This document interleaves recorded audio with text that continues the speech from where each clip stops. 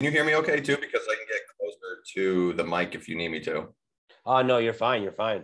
Yeah. So All I'm right. just going to start up the interview here. So what up, Kurt? How's it going, man? Yeah. So I just wanted to ask you a few questions here about your big 43K win recently. That was real hype last Sunday. I've been meaning to do this for a few days, but yeah, you had, so if anyone doesn't know, it was a $150 tournament on GG Poker that he got second place in for a little over $43,000. So it was super big one. And yeah, so I know it's been a week, but how are you feeling about that all? Feeling pretty good. As I was saying in my stream yesterday, it was super inconvenient for it to be the first stream where my computer kind of acted up on me and I had to, cut it out in the middle of a session. So I was going to try to pull it back up, but there was just so much going on. And I figured, who cares? I mean, we'll figure something out around here. And then, of course, as it happens to be, that's just, the biggest final table I make in the entire year and the one session that I'm not able to show on Twitch at the time. So that kind of sucked in that regard. But, it feels great, obviously. I got really lucky at the final table. It's really good to run the best in your biggest final table of the year. So that was pretty convenient. But yeah, feeling pretty good. Just trying to put in some more work, doing stuff with the academy. And like I said, because I didn't get to broadcast that on Twitch, people in the Discord have seen that I've been posting videos of the hand history. So yeah, I just wanted to be able to share that with you guys in one way or another. But yeah, feeling pretty good. Sweet, man. Yeah. It's that's a fun score. Now it's always fun to get a 43K cash, no matter where it's coming from. I mean, it sucks to get second, of course, not get first maybe, but that's yeah, as I was saying, I did get super lucky five-handed. I was third in chips and like quite a bit more than fourth and fifth as well. And I had like 18 bigs in the small blind with sixes. And I think that's just like a pure jam there. And I just got snapped by second in chips by eights and just hit a six and ran it out for top two in chips. Damn, and then right after that, like soon after, I ended up calling a super short jam with ace nine from the cutoff. And then the big blind wound up with queens too. And I just ran out of flush. So like, as bad as it sucks that I finished second, I mean, I got super lucky to get there. The difference between fifth and second place was another $25,000. So as bad as it sucks to not win, I really can't complain at all. I ran super hot. So. Oh yeah, no, for sure. I mean, yeah, that's what people forget. Like sometimes, at the end, maybe you get unlucky or something happens, but then you run like 7 spots or some shit to just get there. And, maybe you got lucky. Better to be lucky than good. I mean, that's a saying for a reason, It's true. Better to be lucky than good. Yeah. I mean, there's that, in poker, no matter how good you play, sometimes you got to have some luck or you're just not going to usually take it down, or at least in the sense you got to win a coin flip, or you got to hold a 65% spot where you're going to lose it a third of the time, or, there's a lot of moments like that in the game for sure. So what's your biggest takeaway, I guess, from this big score? Like, are you taking anything forward? I don't know. What is your biggest takeaway, I guess? Maybe it's kind of the same question, but. I don't know if I have any real takeaways. I'm just happy to make a deep run. Like, I feel like I've made a bunch of runs over the last few months. I've been implementing some new things into my game, as well as incorporating other things that I've already learned, still keeping a consistent study schedule. So it's just nice to see that homework has been paying off. I mean, that's why we work so hard off the table. So we are absolutely prepared when we get into this moment, and we want to be at our best when we get to these final tables. So yeah, I feel kind of vindicated, I guess. I've had a pretty good year. The 43K score has been by far my biggest one. I think my biggest score before that this year was either 16 or 18K. So that was pretty nice to pull off there. And I think the best part about it is that I was having a pretty good year before that. And it wasn't just like one big score, it's like multiple scores throughout the year. So that shows some consistency, you know what I mean? As opposed to just hitting one big score that's making your whole year. So it's nice to get a bigger one in there for sure, of course. But it's also nice that I've racked up some other, pretty good wins here. And that's really what you're looking for too. Consistency with making, deep runs, of course, and just putting yourself in the position to win. So I'm happy. The consistency has me happier more than the actual end result. To be honest. Definitely. So yeah, I to summarize, I feel like one of your biggest takeaways is that you've been working your ass off studying, and it's been paying off. It's been paying off. You're having one of your best years ever so far. Or, I mean, I don't know if it's one of your best years ever, but I know it's, I'm sure ROI wise, it's probably really up there, I imagine, especially. Yeah. For a 28, I think it's like a $28 average buy-in I have. I think I played around 9,000 tournaments this year, and I'm up around 120K, I think, this year. So that's awesome. Which isn't like, it's not like fuck you money or anything like that. But for the stake that I'm playing, like I'd like to show people that like the games are still good enough where you can make a comfortable living and not have to be playing like against the toughest opponents. Like there's still so many good games out there. Game selection is just as big a part about winning as like just playing well overall. You know what I mean? Game selection is huge. So it's nice to see that if you either don't have the bankroll for it or you're still working on your game, you don't necessarily have to be playing the highest stakes in order to make a comfortable living. Like it's still 100%. Very possible to be able to live a free life and not have to be playing super high stakes. Yeah. I mean, that's a perfect example. I mean, you're playing 26, what you said, $26, $28 buy-in, and you're up 120K on the year. And there you go. I mean, there's a lot of money to be made at those lower stakes. I mean, it's absolutely crazy how soft it is. It's like, dude, it's unbelievable how soft those lower stakes are. It's kind of like mind blowing. Every time you play them, you're just like, whoa, like $20 tournaments, $50 tournaments. Like that's not even lower stakes. It's just like mid stakes, but like, they're so soft. I still remember when PO Solver first came out and all these coaching websites came out, and people, this is almost 10 years ago now, and people are like, oh, the game's going to be dead. Like it's going to be solved in no time. 10 years later, all this information out there, and it's not even close to being solved. I don't think it ever will be solved. It's nothing like chess. There's just too many variables that contribute to all these different decisions you can make. And that's a great thing about No Limit. Like you can make it any bet size you want. That's why a game like Limit Hold'em is more solved, because you only have so many things that you can do on each street. But in No Limit, you do whatever you want. It's kind of the beauty of the game. So. Yeah. No, it's and I one of the cool things about No Limit that I think people don't think about, because I remember, because I won I think my biggest score ever, maybe my second biggest, was winning a W Coupe 1K in 2012, and I played C-Sim Sucks Heads Up. I don't know if you know him. I actually hung out with him like right after we played. It was very interesting, and I remember he was like, poker's dying. It's like not as good, and like, oh, everyone's getting so good, and like this is annoying. I just remember that, and like, like people are still like, there's this psychological aspect of poker that's really hard for people to understand, even for themselves to understand, like how losing pots affects them, and like how like someone bullying them 3 times in a hand affects them. There's just so many emotions in poker that to me, it feels like they're like as revved up as they ever have been. Like people react so much to like you fucking with them, or like 3-betting them a lot, or just whatever. There's just a lot of emotions. You can kind of like feel them at the table. As long as those exist, and I think they're always going to, I think there's going to be a lot of money to be made, as long as not everyone's like a solver book, just studying every spot. Like, I don't think that's going to happen. I mean, maybe there'll be a point where like third of the field is doing that, but like, it's never going to be like all the field. I don't think it's going to be half even, honestly. Yeah. It's the human element. I mean, and that's the great part about it. Like people, they put the emotional part of the game and they tie it together with the strategical part of the game, and 100%. Those go together like oil and water. Like they just cannot combine those two. Like you have to take the emotional part out of it and just make the proper decision. And even the best players in the world, they still tilt, they still make emotional decisions. I mean, I'm probably guilty of it myself, but I would say at a lot lower level than I used to be, because we've all been in that situation where we get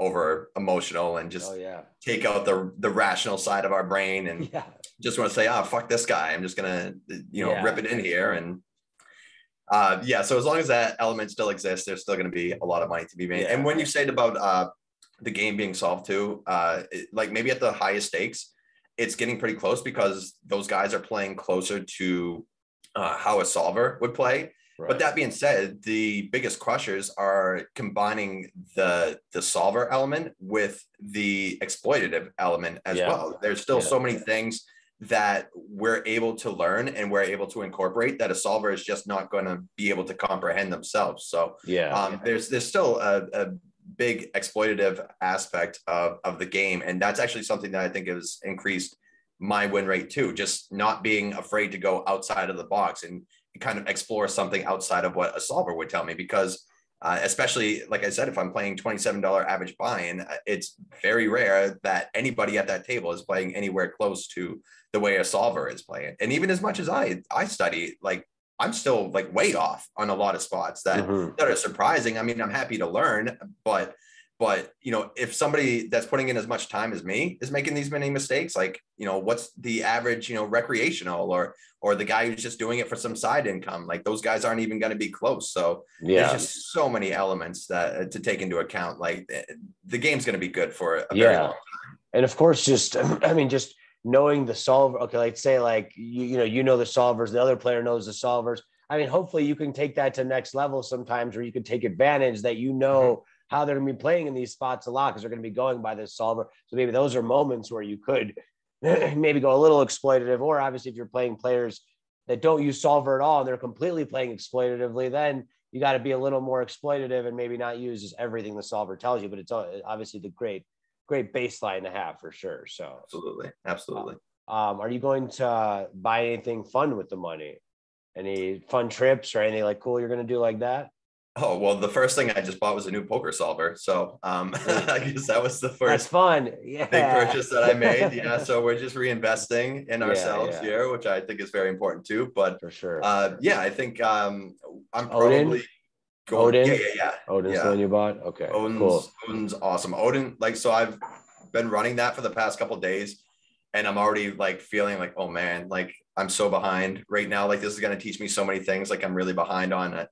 I'm not going to get into the details very much, but it's as similar as it is with PO Solver. There's like a lot of things that are going to differentiate it as well, and just some things that I'm going to need to study. But in terms of what am I going to do with the cash? I mean, I'm not big on spending as it is. You know what I mean? I'm kind of a minimalist, I think, at heart.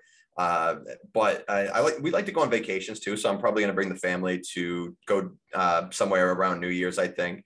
Maybe get a place on the beach, maybe somewhere we can go surfing, get some good food, a couple margaritas, maybe. I mean, we'll see what happens. So leave Coco on New Year. New Year's the hectic time, or New Year's the wild time in Coco. I remember that like one time. I'm not looking forward to high season in Coco. This is when everybody's starting to pile in again. It's not so quiet. So. Yeah. Well, if anyone doesn't know, Playas del Coco is the town he's talking about. It's in Costa Rica's little beach town. And their New Year's, it just gets like insane. Like the price you're paying a month usually is like, I don't know, $800, let's say, for an apartment. But then like New Year's, it's like $3,000 a week, like prices. Yeah. So it's just like everyone comes out there for New Year's. Like people from San Jose come to Coco, and then a lot of Canadians, Americans come out there. And it's just like, it's a town of like 1,000 people. People are going to go to pretty much. Yeah. Literally everybody leaves San Jose to go to whatever beach they can find. So it's like half the city is just vacant around Christmas and New Year's, and they just look for the closest beach town. Yeah. So, that's hilarious. No, that's so true. Yeah. And I mean, it's fun when it gets busy, but it's like good for like a day. It's like, I don't know. It's it's only good for like a fun day. When I was 27. When I'm 37, maybe not so much anymore. I want everybody to shut up and leave me alone now. That's fair. Serious, go from the college kid to the old man within 10 years. At least Lizard Lounge, doesn't exist, right? I mean, that was fun place. Doesn't exist in Coco anymore. Oh, I hear they did open up another place somewhere in Costa Rica, and I think it's a little more of a classy establishment than it used to be. So I think it's in Jaco. I think now that you mention it, I remember it's in Jaco. Wait, no, maybe I'm wrong. I was thinking of Ed.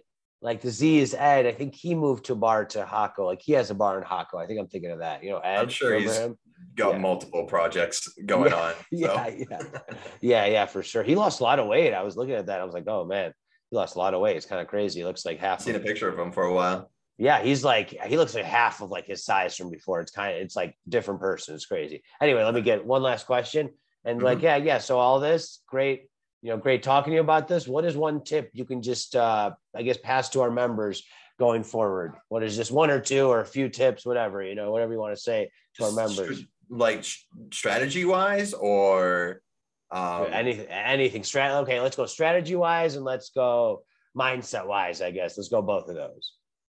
Okay, so strategy wise, and I'm going to assume that the majority of people I'm speaking to are either beginners looking to learn, or maybe they played in like a home game and they just want to kind of improve their own game. So the easiest tip that I can give is that when people bet, they usually have it. Like people almost always under bluff in almost every single spot there is in poker. So like in reality, when I have a spot that's really close to either calling or folding, I'm usually just folding because I never give anybody credit for being able to bluff appropriately. And the same goes when people check. They usually don't disguise the strength of their hand enough. So when they check, they usually just have weak to marginal hands, as opposed to like trapping with a really good hand and hoping that their opponent will bet. So the easiest thing I can give you guys is that when they check, you bet. And when they bet, you fold. Like as simple as that. It sounds so simple, but in all the years that I played against, weaker players to mediocre players, I mean, just nobody bluffs enough. Nobody bluffs enough. So when they show aggression, you play passive. And when they show passivity, you rank up the aggression. Yeah. So, of course, the game is a lot more complex than that. But I'd say that's a pretty good rule of thumb just to take on in general. In terms of mindset, I guess these two things can kind of go hand in hand. One, don't play outside of your bankroll, because whenever you're playing outside of your bankroll, there's going to be extra stress added onto you. And and if you're already susceptible to making poor decisions because of stress or tilt, then you absolutely need to make sure that you're playing within your limits. I've done that as well. I also think that's a big part of why I've had a good year this year, is because I've treated my role the way I should. And that way you can handle the downswings, because the downswings are always going to happen. Doesn't matter how good you're playing, you're going to lose. Let me get in for a second, because it's funny you say that, because this is actually a really good example, because I used to kind of have this too, because like you beat the highest stakes, you're like, all right, I'm going to keep playing the highest stakes. I'm beating the highest stakes. But then if you're on your own, it's something like where like, all right, if you're playing like 1Ks all day, your buy-ins are like 8K a day, you better have a good enough bankroll to do that. And I think you're actually a really good, because I used to do that a little bit too often too, where I'd like, I'd be backed, then I have a good score, then I go on my own, I keep playing high stakes, and I would just run my roll down, just like, oh, what am I doing? I could beat these games, I could beat these games. And you're actually a really good example, because you could probably beat higher games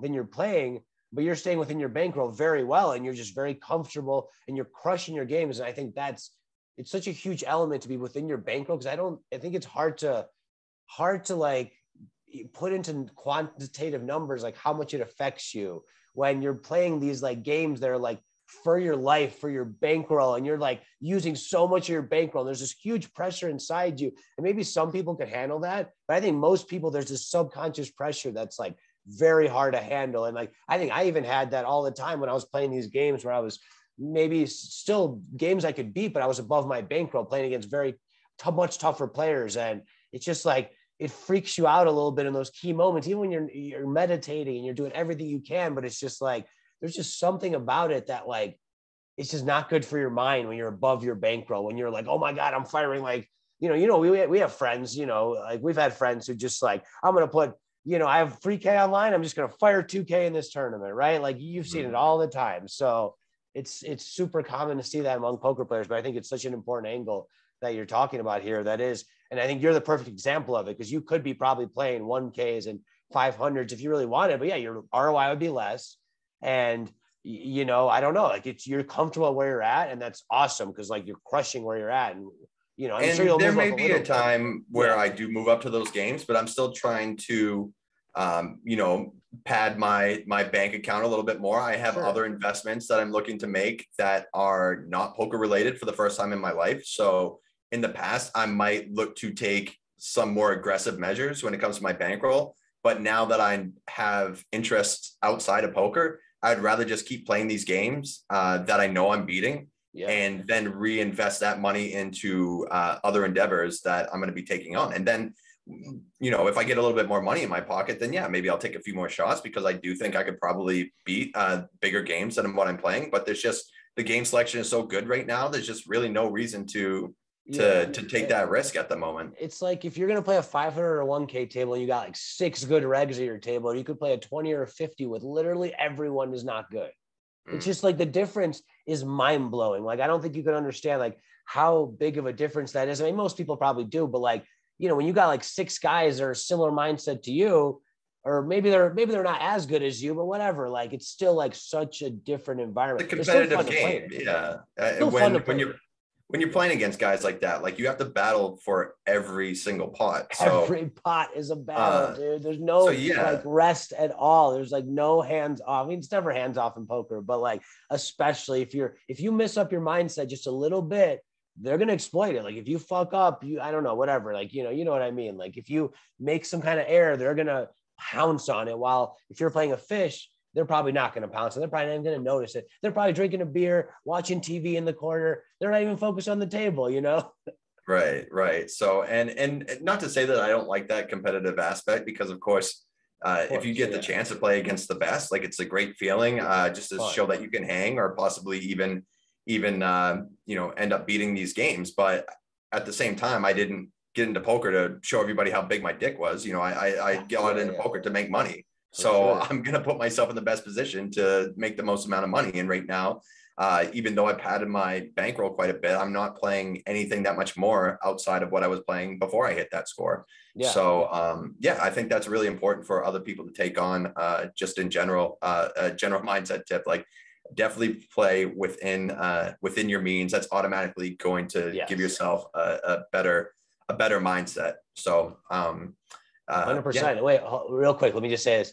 One example also that comes to my mind is Robbie. I mean, most people aren't going to know who Robbie is, but his name's Player Please on PokerStars, and has a huge coaching stable, and he's really smart, great poker player. And for many years, he wasn't playing like, maybe he is now because he's got so much money, but he was like a multi-millionaire, not playing 1Ks, not playing 500s, and he was just studying more than like anybody. And he wasn't playing them because he's like, these games are like just not as good. Like, I'm going to crush my 109s, my 215s, maybe the occasional 500. But like, a guy even at his level, studying with all the best players, studying with D. Peters, all the best players in the world, he's still like, I'm making more money this way. And Robbie was like the wealthiest person we knew at the time. So it's just like, hey, he's doing something right. Clearly, like, this guy's doing something right. He's making it so like he has a long-term bankroll, not just like, oh, I won this tournament. Oh, it's gone 4 weeks later, right? Like, right. I mean, how many people have won that big score and then a year later they've either lost it all, or they're on a backing deal, or I mean, there's just a million stories about it.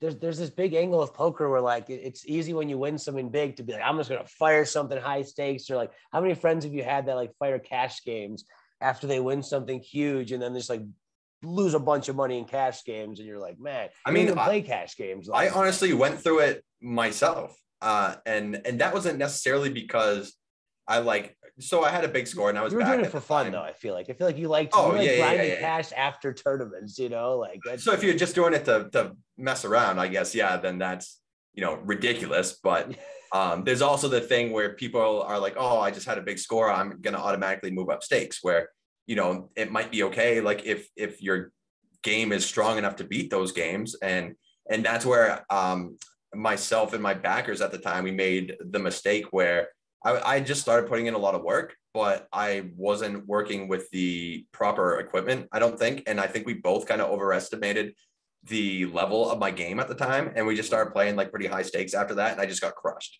because I'm sure like I was, playing well enough to be like mid stakes, but I didn't have proper pre-flop ranges. I hadn't been studying with PO Solver at the time. I was just watching training videos, which is fine, but there's just so many other things that you can be doing. And unfortunately, I just wasn't aware of them. And there were probably just a lot of regs that were a lot better than we had anticipated. And I just lost a whole bunch of money, like pretty soon after that. And just takes so long to dig out of that big hole. And again, like I would feel fine. Like if I was backed, I'd feel better playing higher stakes, but there's just no need for it. I'd rather play mid stakes on my own dime than to be playing high stakes on somebody else's dime. And just having the freedom of playing on your own too is really, really pretty nice, of course, but to each their own. I mean, some people like being backed. There's pros and cons to both situations, really. 100%. I'll end my, well, you could give a little piece if you want after, but I'll end my end on this little story that kind of is related, that reminded me a lot of what you're saying. So, I was ranked as high as number 2 in the world. I was just crushing poker, right? Playing high stakes. I went on my own, wasn't up and down, ended up getting backed. I had this Australian backer, Sea Beast. I don't know if you remember. You probably remember Sea Beast a Oh, little he bit. backed everyone for a while, didn't he? Shahal, like SHAUHILUD or I don't know something. real names. I don't know Yeah. real names. Yeah. I No, only that know was the screen screen name on names. Stars. That was the screen name on Stars. Oh, I thought it Yeah. was Sea Beast because No, everybody just called him Sea Beast. No, I don't know why. I think that was his full tilt name, but I think his name on Stars was like Shah HULUD or something. Like it was a weird name. This is how old we are. We are referring to people by their full tilt names. Yeah. So this is a real old school guy. But anyway, he was backing me at the time, and it was probably when I was having my biggest downswing in poker at the time. I think I was in like 100K makeup, and I've never been in a 6-figure makeup thing before. And I remember I was just like, oh man, this sucks. Like, wow, this is a shitty situation. He ended up, he dropped me. I made him a lot of money though. Lifetime, I still probably made him like 400, 500K, 300K, 400K. So he's crushed it regardless. Him dropped me in 100K makeup, but he dropped me in 100K makeup. And I remember I had like almost so little money at the time. It was like 2014 or 15. I think it was 2015 for a moment. And I'm just like, all right, I'm going to just run up a bankroll. I'm going to lower my stakes all the way. I was playing 1Ks. I went down to like $2 rebuys on ACR and like $5 tournaments, dude. And I ran a bankroll up from that, like all the way up. You know what I mean? And like just move my stakes back up and it was fine. But like how many poker players out of our friends would do that? Like almost none. Like the ego is just too high to like move your stakes from 1Ks. You're playing 1Ks, 5Ks to like a $6 tournament on ACR. It's just like, it's tough to do mentally. It's all mental. It's the harder. And I had Elliot Rowe, mind coach at the time, actually. He was helping me out. And he was like, this is like all mental. Like, just do what you feel like is right. And if you got to change your games or play different games, that's fine, And I feel like at the time, my confidence was so low, it was affecting my game. I wasn't studying enough. And then I, built up the bankroll, started studying a lot more, and it all kind of just fell into place. Like I was making mistakes with my habits at that time too, and I didn't even realize it, So there was kind of a few different angles, but like I didn't need to be backed. Like I lowered my stakes. I'm like, no, dude, fuck this ego that's been driving me to play 1Ks and 2Ks and all that. Like fuck this ego that's just like doing this. Like I should have more money. These games are so easy. Like why am I playing 1Ks when I could be playing 20s and just annihilating them? So yeah, I had that same mindset and I moved myself back up to most of the higher stakes games again. But now I'm just like, if my bankroll doesn't look good or like whatever, bankroll is great right now, but there's been moments years ago where it wasn't that good. Like I'm not gonna be firing 500s, whatever. Like, I'll fire up to 50s if I have to, like whatever. It doesn't matter. You got to kind of don't be afraid to move down if you go in the downswings. Like that's fine. Yeah. I mean, that's absolutely something you should be doing. For sure. So I think people don't do that enough though. Like what's all I'm saying is like, it's that's why so many people go broke. Yeah. Play within your bankroll. Like if anything, take, this, maybe people didn't think this was gonna be the lesson from this video, but bankroll management is so important. Maybe take that away from this. Like, see how Kurt's been doing it. See how when this lesson I gave at the end, how it happened to me. Like, and this requires no studying. There's no homework you need to do with this. It's just the easiest answer you'll ever find in poker. Poker is a super complex game, but this is literally the easiest answer you can get in poker. It's something that requires nothing outside of play within your means. Yeah, for sure. So just easy tip, just play within your means. Don't ever put money that you're super uncomfortable losing. Don't ever put money you're like super uncomfortable losing in the game. Just anything, just like side money you have or whatever, just some kind of spare money you have. I know most people probably who are doing this aren't doing this as their full-time job right now. So you don't want to, whatever you're comfortable with. You don't want to like, that old theory of like a gambler who's like, oh, I'm taking money from my family, putting it into gambling. Like, no, we don't. That's not what we're doing here at all. This isn't in our minds. This is, of course, there's still gambling because it's poker to an extent, but like, this is like studying. This is gambling. 100%. Yeah, whatever, like it's just like one of the few games that's beatable. yeah, for sure. But it's like, there's so much more beyond like the gambling aspect of it. So you just got to remember there's bankroll management, there's studying, there's just the whole process. There's controlling your emotions, noticing others' emotions, just a million different angles. But the bankroll management one is one everyone could do. And yourself, if you're a super gambly person, then just be like aware, like, all right, I don't put more than I should. Like, I already know I have these habits. Just like, don't do that, like just stay within your means, and poker's going to go really well for you. You're going to be so comfortable at the table. You're going to take all these things we taught you, and you're going to take it forward, and it's going to be great. So, and these same lessons can obviously apply with anything in life when it comes to investing in stock market, cryptocurrency. Like, never never put in more than you're afraid to lose, because then,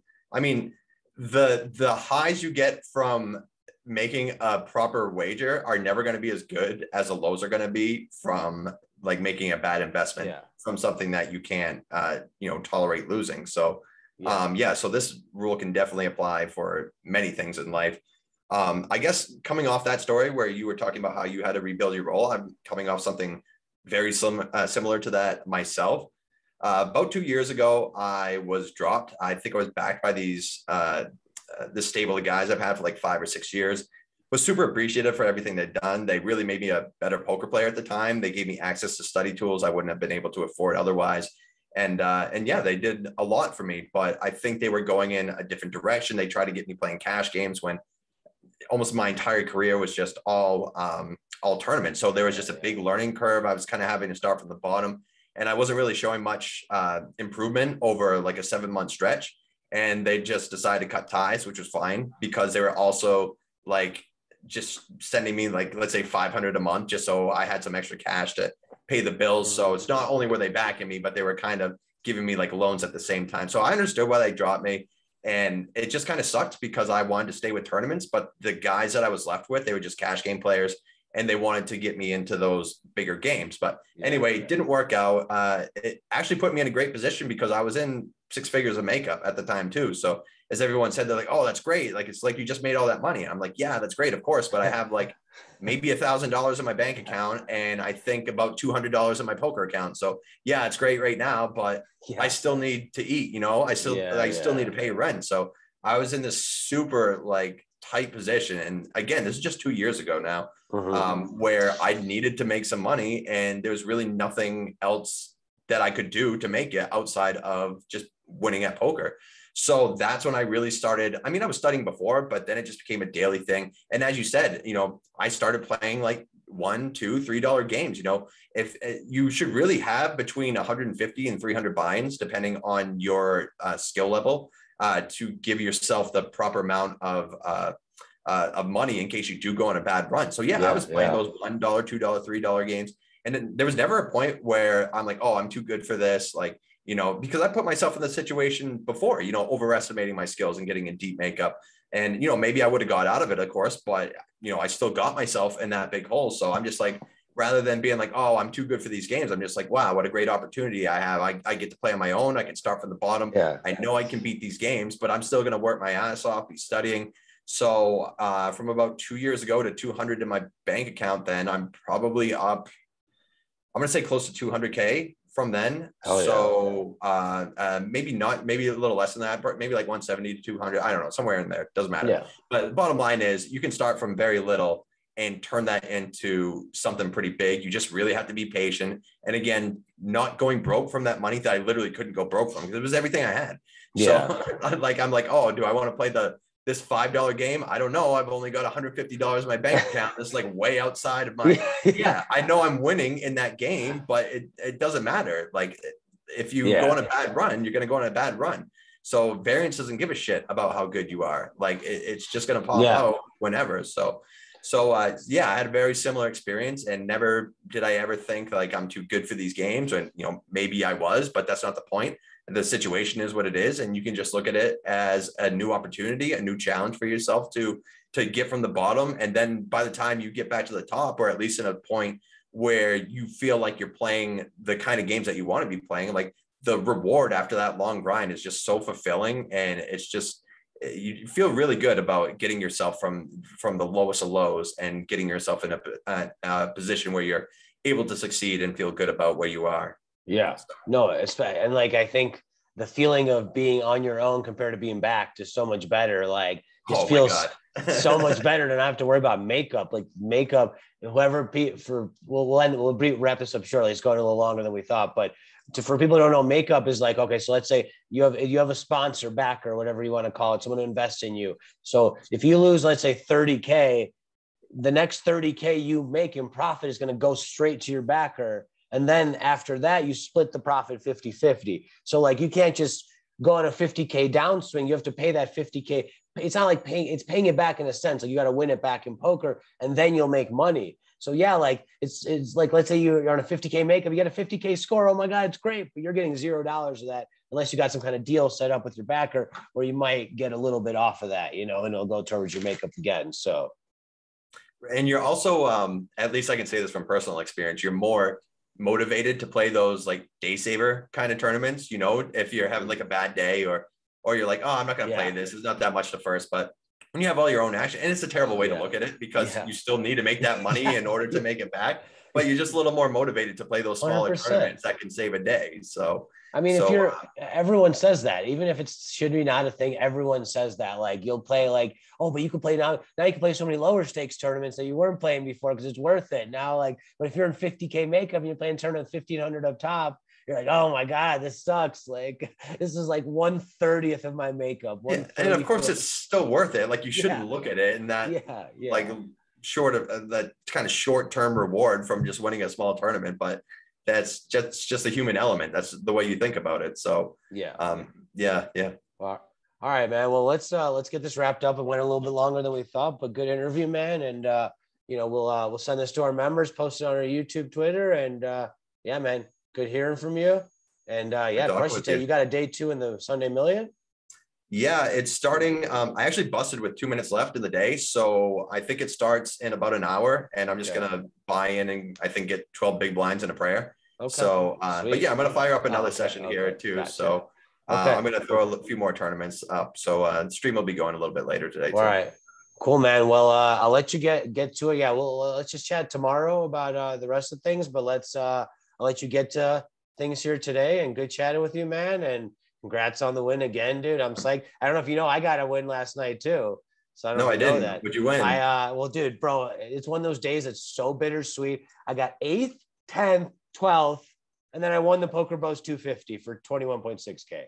So oh, nice, dude. Congrats. Yeah, but I got 10th at the fucking end of the night. I got 12th in the 215 giant one on ACR. It was just, it was a few weird spots late, but I feel like I played well, but like a few, I think I got to do a little bit of studying though too. So it's kind of like, I feel good, but like a few late game spots where I was like a little in between on, but it was good. I mean, we're never satisfied. Tournament players are just never satisfied. You can have a great day like you said you had, and we can still be disappointed. Yeah, a 23.5K profit day, that's amazing. Obviously, I'm thrilled, but congrats, man. 10th at the end of the night at 3 a.m. is fucking annoying. I'll tell you that. But all right.